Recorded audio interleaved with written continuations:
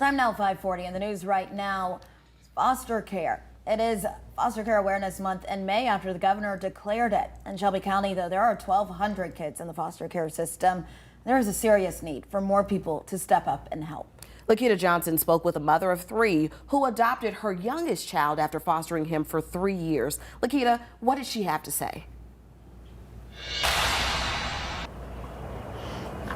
Good morning, Aaron, Yvonne. Well, the process from fostering to adopting is certainly a commitment.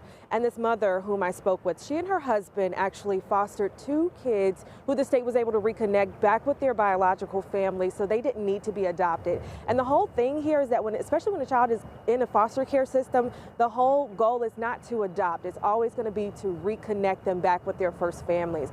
And in the Sullivan's case, who you'll see in a minute, they were able, their 3rd child that they have now, he was in the foster care system, but now he is fully adopted. He's in the 1st grade, and the Sullivans want to raise awareness and get others to also step up. Take a look. Happy birthday!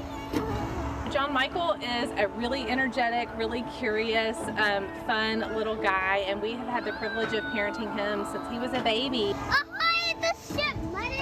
We are very open with him about his story and about the fact that he came to our family through adoption, and that's just something we want him to always know. 7-year-old John Michael has been a part of the Sullivan family since he was just a month old.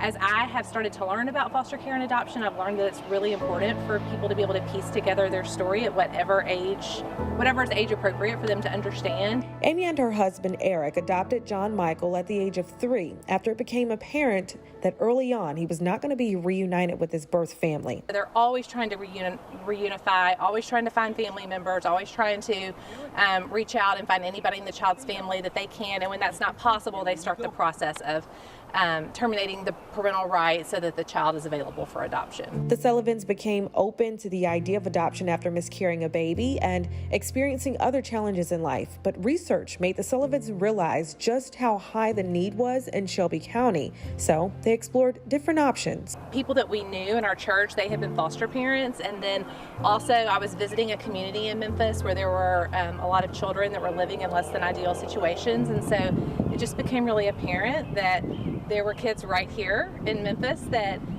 needed some stability and love, and so we ended up going the foster care route. Amy says the journey was worth it. A lot of people are hesitant to jump into fostering because they say, oh, I could never get so attached to a child. I could never, handle it if a child left. And I always just say, for that child, it's worth it to know that there's one caring adult or a family of people that really sees their value and really is willing to take a risk for them. And we as adults can heal and process our grief with help and support.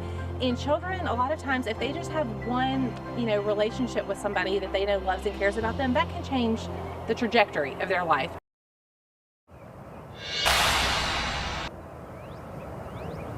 Yeah, and if you are interested in going through the process, you would have to take about an 8-week course that can be online or in person, a background check, do interviews, get your home inspected to make sure that it's safe. But also there are other ways that you can step up to help if you don't foresee yourself having a child in your home.